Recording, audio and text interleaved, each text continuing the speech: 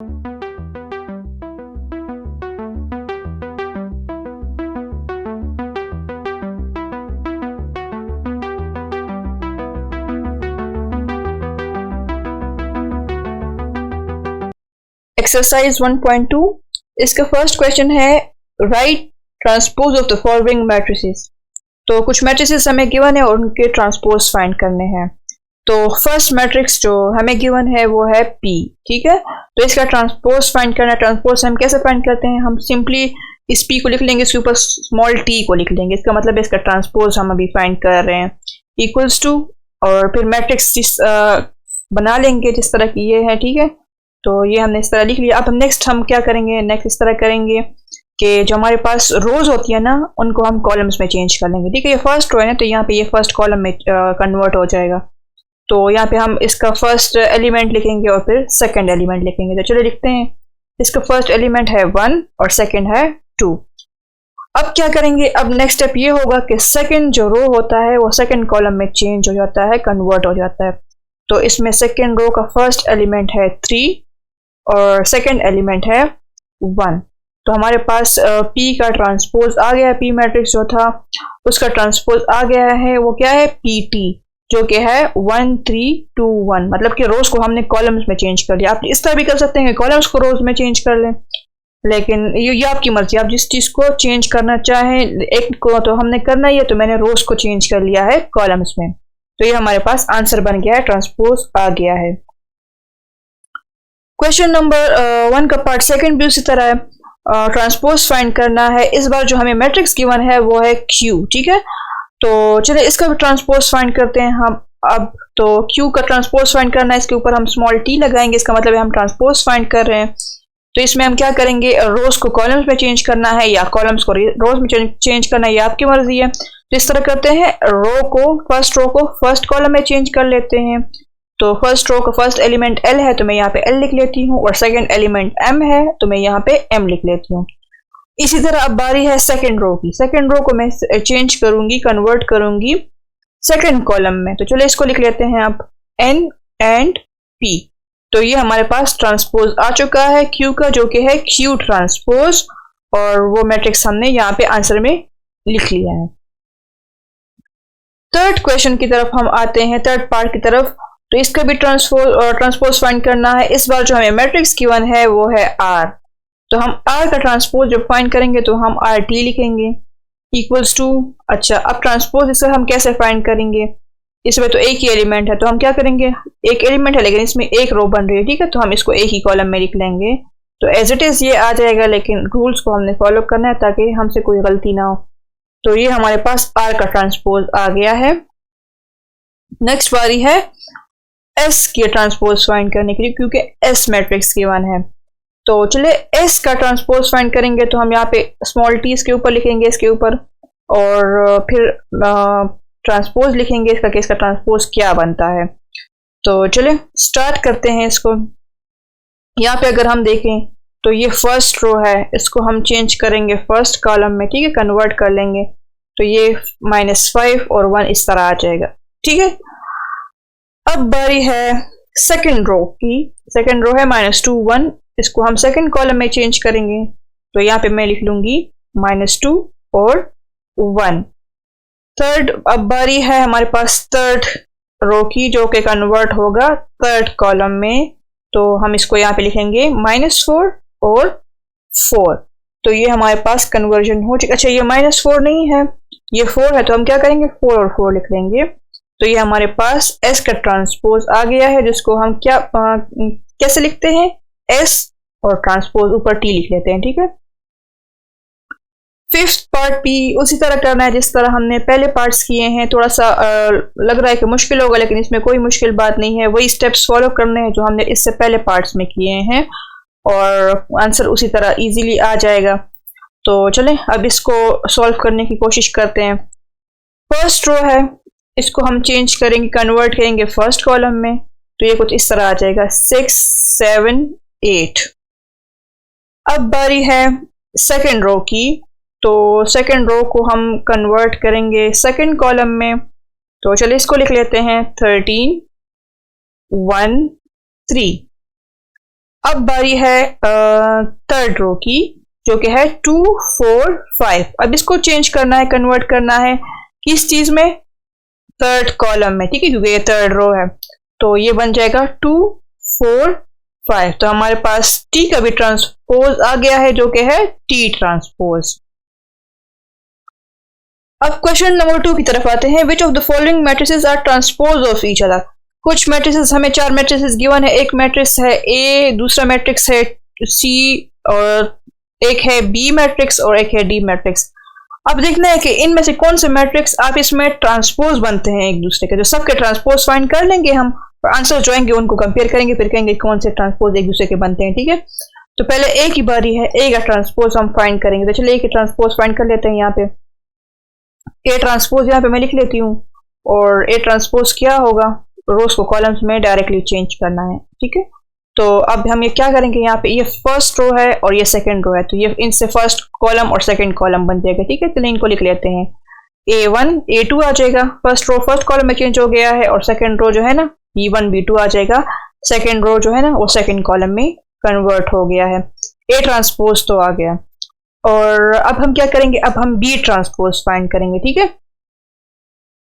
तो चलिए B transpose find करते हैं। बी ट्रांसपोज, तो अगर हम यहाँ देखें तो रोज को कॉलम्स में चेंज करना है सिंपली। रोज, ये फर्स्ट रो है और ये सेकंड रो है, तो इनसे क्या बनेगा, फर्स्ट कॉलम सेकंड कॉलम।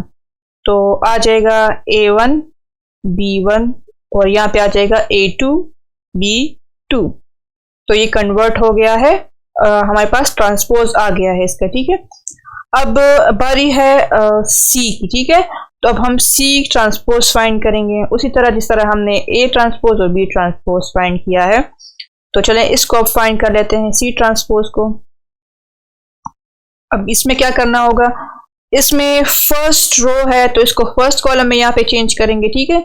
और सेकंड रो है तो इसको हम चेंज करेंगे यहाँ पे सेकंड कॉलम में। तो चलिए चेंज करते हैं इसको। -3 1 और -1 आ जाएगा फर्स्ट कॉलम में, -3 1 और -1 आ गया फर्स्ट कॉलम, ठीक है।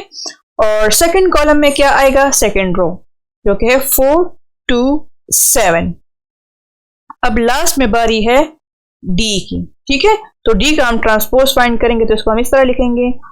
अच्छा, अब इसका ट्रांसपोज क्या आएगा वो हम अब देखेंगे। तो अगर हम यहाँ देखें तो इसमें फर्स्ट रो है तो इससे फर्स्ट कॉलम यहाँ पे बनेगा, सेकंड रो है तो यहाँ पे सेकंड कॉलम बनेगा, और ये थर्ड रो है तो यहाँ पे आखिर में थर्ड कॉलम बनेगा। तो चलिए इसको लिख लेते हैं। फर्स्ट रो से आएगा फर्स्ट कॉलम यहाँ पे, तो -3 और 4 आ जाएगा। अब सेकंड रो की बारी है, 1 और 2 आएगा, ठीक है।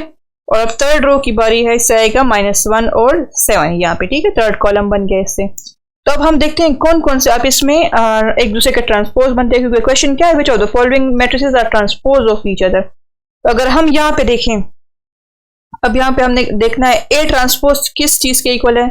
यहाँ पे अगर हम देखें तो बी मैट्रिक्स के इक्वल है, ठीक है। कैसे, यहाँ पे देखिए A1 B1 A2 B2 है, यहाँ पे भी A1 B1 A2 B2 है, ठीक है। तो ए ट्रांसपोज इक्वल बन रहा है किस चीज के, ए ट्रांसपोज इक्वल बन रहा है बी के, ठीक है। अब बी ट्रांसपोज को देखते हैं वो किस चीज के इक्वल बनता है, ठीक है। चलिए बी ट्रांसपोज को चेक करते हैं। तो अगर हम बी ट्रांसपोज को यहाँ पे देखें तो ये किस चीज के इक्वल बन रहा है, ये ए मैट्रिक्स के इक्वल बन रहा है। कैसे, यहाँ पे A1 A2 है और B1 B2 है, और यहाँ पे भी अगर हम देखें तो A1 A2 और B1 B2 है, तो ये दोनों अब इसमें इक्वल है। तो हम क्या कहेंगे, बी ट्रांसपोज इक्वल आ रहा है ए के। तो जब ए ट्रांसपोज बी के इक्वल है और बी ट्रांसपोज ए के इक्वल है, तो हम क्या कहेंगे, हम कहेंगे कि A and B are transpose of each other, ठीक है। ये अब इसमें क्या है, एक दूसरे के ट्रांसपोज है, तो हम कहेंगे ट्रांसपोज ऑफ ईच अदर। अब बारी है किस चीज की, अब बारी है सी और सी ट्रांसपोज और डी ट्रांसपोज की चेक करने की, ठीक है। तो चलिए सी ट्रांसपोज को हम चेक करते हैं। सी ट्रांसपोज किस चीज के इक्वल आएगा उसको हम यहाँ पे लिखेंगे।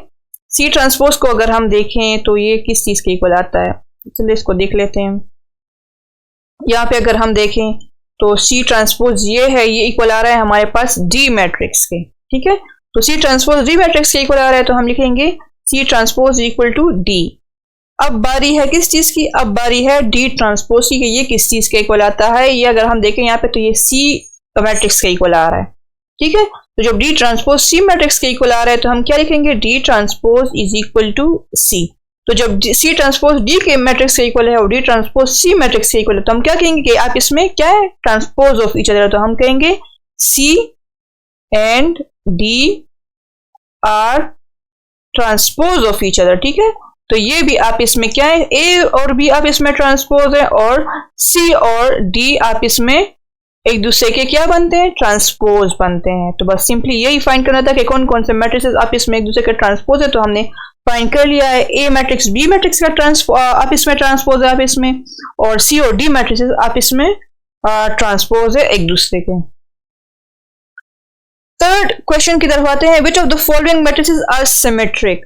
अच्छा, अगर मैट्रिसेस में चेक करना है कि कौन सा मैट्रिक्स सिमेट्रिक है तो उसमें एक कंडीशन है। कंडीशन क्या है कि जो क्वेश्चन गिवन होगा कोई मैट्रिक्स, वो जब मतलब ए मैट्रिक्स गिवन है, जब ये इक्वल होगा ए ट्रांसपोज के तभी हम कहेंगे कि ये सिमेट्रिक मैट्रिक्स है ए, ठीक है।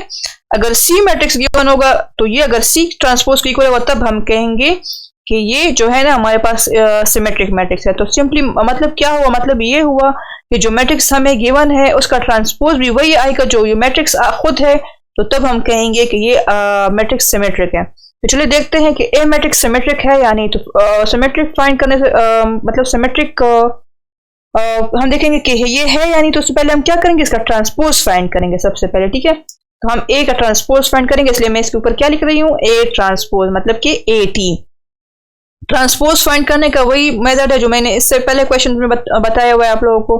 क्या करना है, सबसे पहले रो को पहली कॉलम में चेंज करना है और सेकंड रो को सेकंड कॉलम में चेंज करना है, ठीक है। तो पहली रो जो है ना वो है 5 - 7, तो मैं 5 - 7 यहाँ पे लिख लूंगी फर्स्ट कॉलम में, और सेकंड रो है -1 और 5, तो मैं यहाँ पे -1 और 5 लिखूंगी। तो फर्स्ट रो से फर्स्ट कॉलम बन गया और सेकंड रो से सेकंड कॉलम बन गया। लेकिन हमें तो ट्रांसपोज नहीं फाइंड करना, हमने फाइंड क्या करना है, हमने सिमेट्रिक मैट्रिक्स फाइंड करना है कि ये मैट्रिक्स सिमेट्रिक है यानी ये ए मैट्रिक्स, ठीक है। तो चलिए देखते हैं कि ए मैट्रिक्स सिमेट्रिक है या नहीं। तो अगर हम देखें, अगर ए और ए ट्रांसपोज इक्वल आ गए, मतलब ए और इसका ट्रांसपोज अगर इक्वल आ गए, ठीक है, तो हम कहेंगे ये सिमेट्रिक है। तो चलिए देखते हैं ए और ए इसका ट्रांसपोज इक्वल है या नहीं है। हम अगर यहाँ देखें तो 5 - 7 और -1 और 5 लिखा हुआ है, लेकिन यहाँ पे अगर हम देखें तो 5 - 1 - 7 और 5 लिखा हुआ है।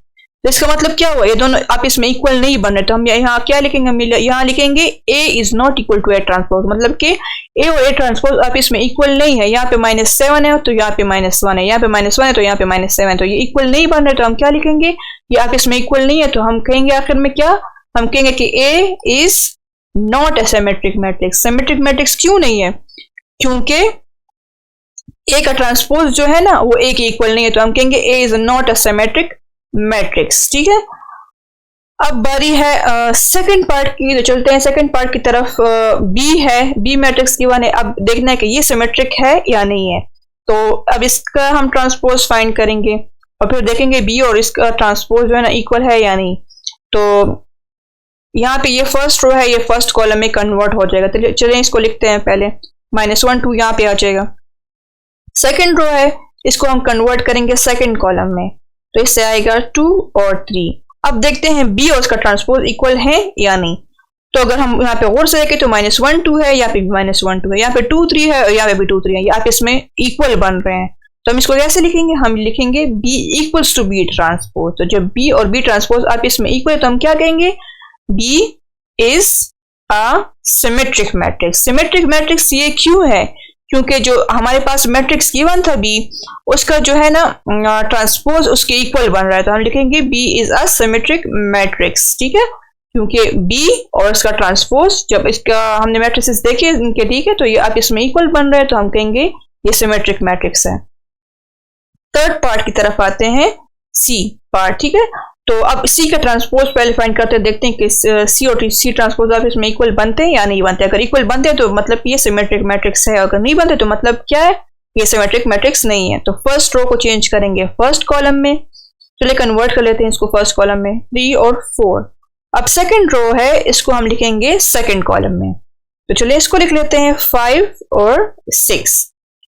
अब अगर हम देखें तो सी जो है ना, सी 3 4 5 6 बन रहा था, ये बन रहा है 3 5 4 6, मतलब कि यहाँ पे 5 और यहाँ पे 4 है। यहाँ पे अगर हम देखें तो 5 और 4 सेम नहीं बन रहे, तो जब सेम नहीं होते तो हम क्या लिखते हैं, C is not equal to C transpose, मतलब कि सी और सी ट्रांसपोज आप इसमें इक्वल नहीं है, तो हम क्या कहेंगे, C is not a symmetric matrix. Symmetric matrix ये क्यों नहीं है, ये सिमेट्रिक मैट्रिक्स इसलिए नहीं है क्योंकि हमारे पास सी और सी ट्रांसपोज जो है ना इक्वल नहीं है, ठीक है। तो हम इसको लिखेंगे C is not a symmetric matrix.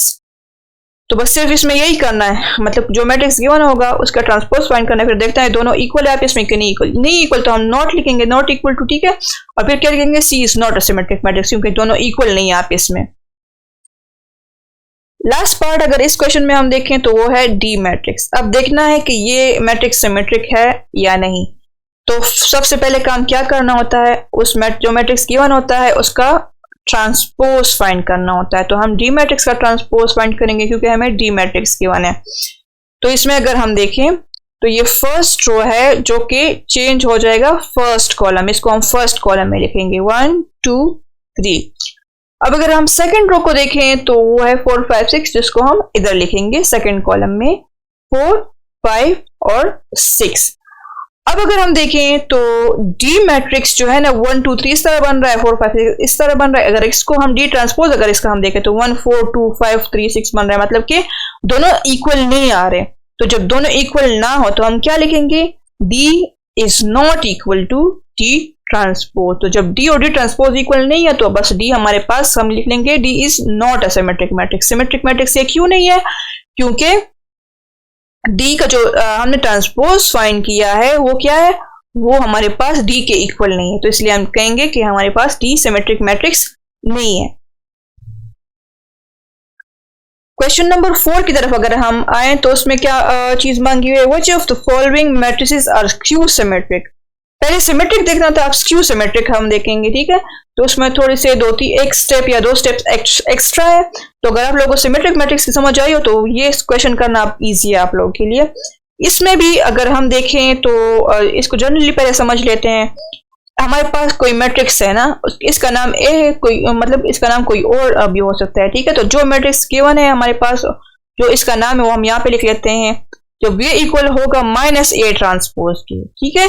तो हम इसको फिर क्या कहेंगे, हम इसको कहेंगे कि हमारे पास ये स्क्यू सिमेट्रिक मैट्रिक्स है। या अगर हम इस तरह ना लिखें, इसको इस तरह लिखें कि जो हमारे पास ए मैट्रिक्स है ना, इसका हम ट्रांसपोज फाइंड करेंगे, अगर वो इक्वल होगा -a के तो हम कहेंगे कि हाँ ये मैट्रिक्स जो है ना ये स्क्यू सिमेट्रिक है।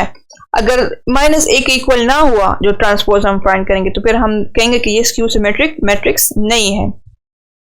तो फर्स्ट पार्ट को अगर हम देखें तो इसका हम पहले ट्रांसपोज फाइंड कर लेते हैं। ए का ट्रांसपोज उसी तरीके से फाइंड करना है जो हमने पहले मेथड अप्लाई किए हैं पहले क्वेश्चन में, ठीक है।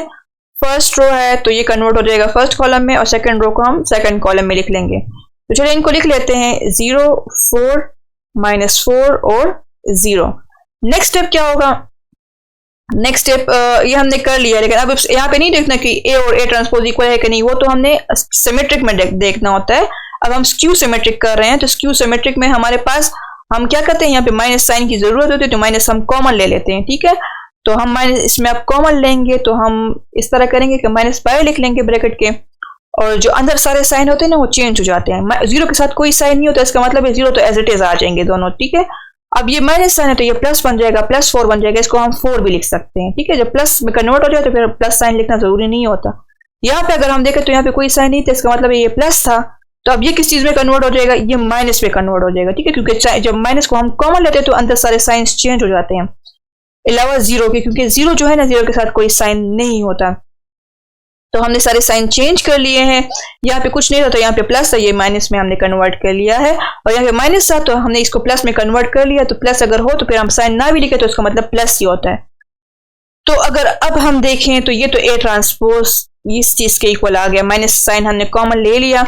अब अगर हम देखें तो ये माइनस साइन तो हम एज इट इज लिख लेंगे, और ये किस चीज के इक्वल आ रहा है, ये जो हमने मैट्रिक्स अभी लिखा है ना, ये इक्वल आ रहा है ए मैट्रिक्स के। अगर हम यहाँ पे देखें इसके एलिमेंट्स को कंपेयर करें तो यहाँ पे 0 4 -4 0 है, यहाँ पे भी 0 4 -4 0 है।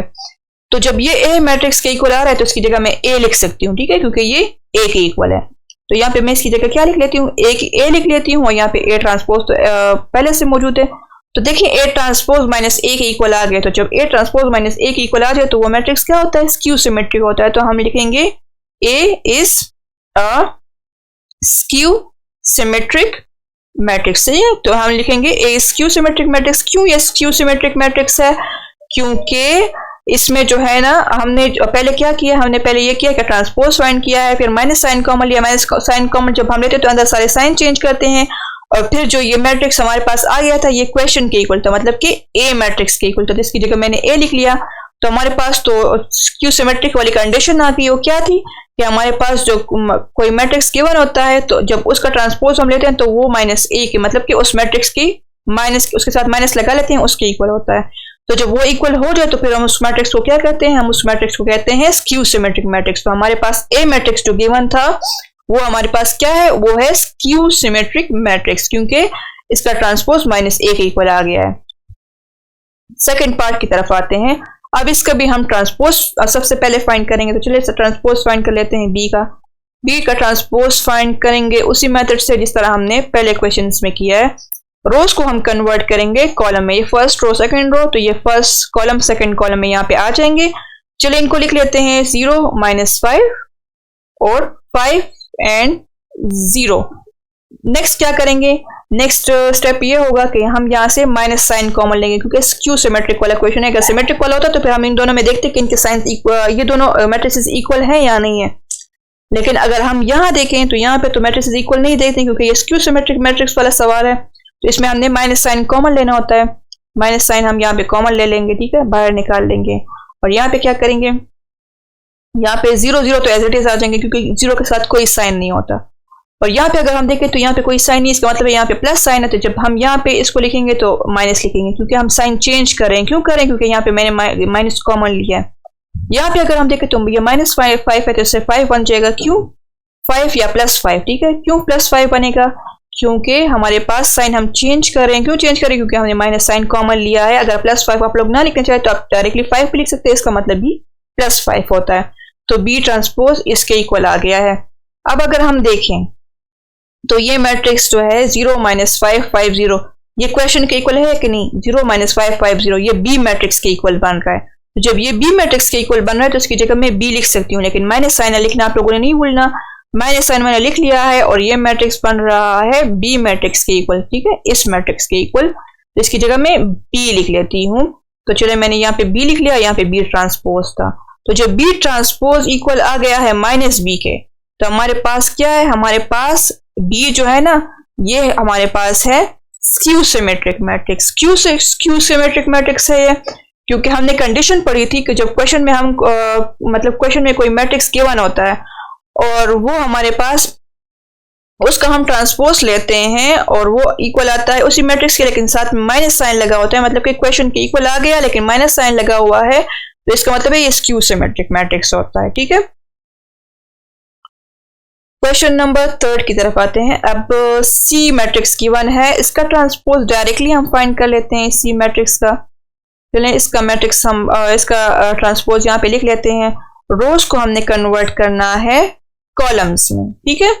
तो 0 7 है, इसको मैं यहाँ लिख लूंगी 0 7, और 7 0 है, इसको मैं लिखूंगी यहाँ पे। नेक्स्ट क्या करेंगे, हम माइनस साइन कॉमन लेंगे। तो माइनस साइन मैं यहाँ पे कॉमन ले लेती हूँ और अंदर सारे साइंस में चेंज कर लेती हूँ सिवाय 0 0 के साइन मतलब नहीं होते इसके साथ, ठीक है। तो यहाँ पे प्लस कुछ नहीं है तो इसका मतलब है प्लस है, यहाँ पे भी कुछ नहीं है इसका मतलब है प्लस साइन है। तो ये कन्वर्ट हो जाएंगे माइनस में, चेंज हो गए हैं। क्यों साइन चेंज हो गए हैं, क्योंकि हमने माइनस साइन कॉमन लिया है। तो सी ट्रांसपोज आ गया इस मैट्रिक्स के इक्वल। तो यहाँ पे अगर हम देखें ये मैट्रिक्स 0 -7 7 0 है, जो कि यहाँ पे नहीं है, ठीक है। क्वेश्चन के साथ इसकी कंपैरिजन हम नहीं कर सकते, मतलब कि ये सी के इक्वल नहीं आ रहा। तो जब सी ट्रांसपोज -c के इक्वल नहीं आता तो हम क्या मतलब हम यहाँ पे लिख सकते हैं कि सी ट्रांसपोज जो है ना -c के इक्वल नहीं आ रहा। क्यों नहीं आ रहा, क्योंकि ये सी नहीं बन रहा, ठीक है। सी इस तरह है, ये है 0 7 7 0 है और ये 0 -7 7 0 बन रहा है।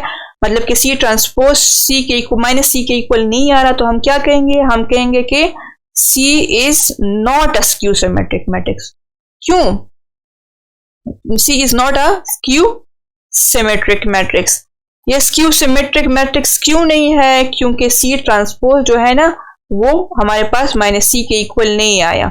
यहाँ पे देखें, यहाँ पे तो C होना चाहिए, तो C अगर हम यहाँ पे देखें तो ये तो कुछ और है, और यहाँ पे माइनस माइनस साइन आए हुए हैं। तो तभी जब हम कहें कि ये दोनों इक्वल नहीं है, C और यहाँ पे C मैट्रिक्स जो है, यहाँ पे जो मैट्रिक्स K1 है ये इक्वल नहीं है, तो हम कहेंगे कि C ट्रांसपोज जो है ना माइनस C के इक्वल नहीं आ रहा। अगर आ रहा होता तो इसकी जगह में माइनस C जरूर लिखती, ठीक है, यहाँ पे C लिखती जरूर, लेकिन नहीं आ रहा तो हम C तो लिख लेते हैं, लेकिन यहाँ पे क्या लिखते हैं कि ये इक्वल नहीं है, इज नॉट इक्वल टू। तो जब इक्वल नहीं है तो हम कहेंगे कि ये स्क्यू सिमेट्रिक मैट्रिक्स नहीं है, हम लिखेंगे not a skew symmetric matrix, ठीक है। तो बस सिंपली यही करना था इस क्वेश्चन में। फोर्थ पार्ट की तरफ आते हैं, मतलब के लास्ट पार्ट।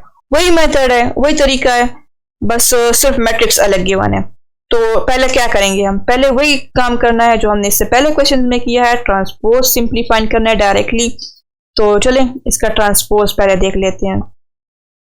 यहाँ पे देखें तो फर्स्ट रो है, ये फर्स्ट कॉलम में कन्वर्ट हो जाएगा यहाँ पे, और सेकंड रो है तो ये सेकंड कॉलम में यहाँ पे कन्वर्ट हो जाएगा, ठीक है, ये वाला रो। और ये थर्ड रो है तो ये थर्ड कॉलम में यहाँ पे मैं लिख लूंगी।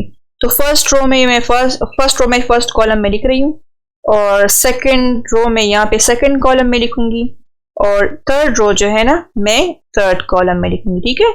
ये आप लोगों को क्लियर हो गया होगा, मतलब रो ये है तो ये कॉलम है, ये सेकंड रो बन रही है तो इसका कॉलम ये आ रहा है, ठीक है, और ये फर्स्ट कॉलम है जो कि फर्स्ट रो के से हमारे पास आया है। अब हम क्या करेंगे, अब हम माइनस साइन कॉमन लेंगे, ठीक है। तो चलिए माइनस साइन जो है ना, अब यहाँ पे हम कॉमन ले लेते हैं माइनस साइन। तो यहाँ पे क्या आएगा देखते हैं, माइनस साइन मैंने कॉमन लिया, जीरो तो एज इट इज आ जाएंगे सारे। तो यहाँ पे भी जीरो है, यहाँ पे भी जीरो है, और यहाँ पे भी तो एज इट इज आ जाएंगे। और ये साइन माइनस जहाँ पे माइनस माइनस है उनसे प्लस बन जाएगा। प्लस हम नहीं लिखते डायरेक्टली, उन नंबर्स को लिख लेते हैं, ठीक है, क्योंकि अगर हम प्लस भी लिखें उसका मतलब भी, मतलब अगर कुछ ना भी हो तो उसका मतलब प्लस ही होता है, ठीक है। और यहाँ पे अगर देखें तो यहाँ पे कुछ भी नहीं है, इसका मतलब है यहाँ पे प्लस प्लस है, जब कुछ नहीं होता तो प्लस होता है, कोई साइन नहीं होता, ठीक है। तो ये इन सबसे माइनस बन जाएगा, -3 -2 और -1 आ जाएगा। और यहाँ पे डी ट्रांसपोज है। अब हमने क्या देखना है, अब हमें देखना है कि ये मैट्रिक्स 0 3 2 और -3 0 1 और -2 -1 0 आ गया, ये क्वेश्चन के इक्वल है कि नहीं, डी मैट्रिक्स के इक्वल है कि नहीं। तो अगर हम यहाँ पे देखें 0 3 2 है, यहाँ पे भी 0 3 2 है, या -3 0 1 है, या -3 0 1 है, यहाँ पे -2 -1 -0 है, यहाँ सॉरी 0 है, और यहाँ पे -2 -1 0 है। इसका मतलब है कि ये मैट्रिक्स जो है ना ये इस डी मैट्रिक्स के इक्वल आ रहा है, तो इसकी जगह मैं डी लिख सकती हूँ। तो चलो इसकी जगह डी लिख लेते हैं, D transpose is equal to minus, ठीक है, ये माइनस मैंने लिख लिया, और इसकी जगह इस मैट्रिक्स की जगह मैं लिखूंगी क्या, डी। तो इस मैट्रिक्स को मैंने इस जगह मैंने डी लिख लिया है। तो जब इसी मैट्रिक्स का ट्रांसपोज उस मैट्रिक्स के नेगेटिव मैट्रिक्स के इक्वल आ जाए और साथ में नेगेटिव साइन हो, तो इसका मतलब क्या होता है कि वो मैट्रिक्स क्यू सिमेट्रिक मैट्रिक्स है। तो हमारे पास डी जो है ना वो क्या है, वो हमारे पास है, इसके साथ हम लिख लेंगे कि ये स्क्यू सिमेट्रिक मैट्रिक्स है, ठीक है। तो आई होप आप लोगों को समझ आ गई होगी कि ट्रांसपोज हम कैसे फाइंड करते हैं, सिमेट्रिक मैट्रिक्स कैसे फाइंड करते हैं, और स्क्यू सिमेट्रिक मैट्रिसेस कैसे फाइंड करते हैं।